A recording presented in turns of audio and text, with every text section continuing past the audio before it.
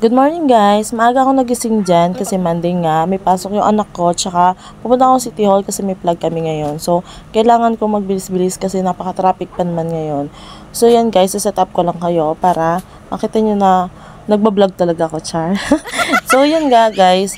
Kailangan ko maging maaga kasi traffic. So, ang daming papasok. So, matatagalan ako sa pagbiyahe.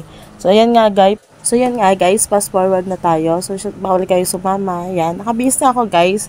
Yan, make up muna tayo for today's video. Kasi para naman maganda tayo, char.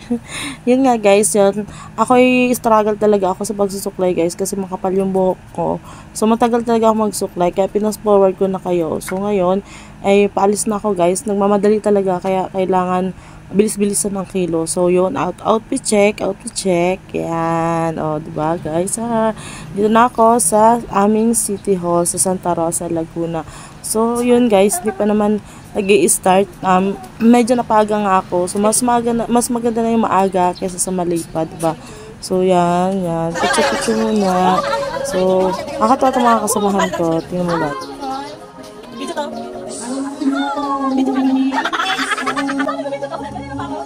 Yan guys, kukunti nga kami dyan kasi nga yung iba nagpe-prepare na kasi mamaya din kasi guys ang aming Christmas party. So kailangan namin mag-prepare. Yan, tapos na nga kami dyan. So, hindi na kami ng pangregalo namin. Yan, shoutout nga pala sa kumari ko dyan, si April.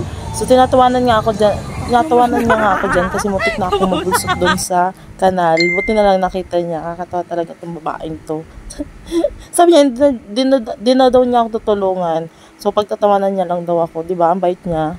Yun lang guys. Prepare lang kami for Christmas party namin. Bye!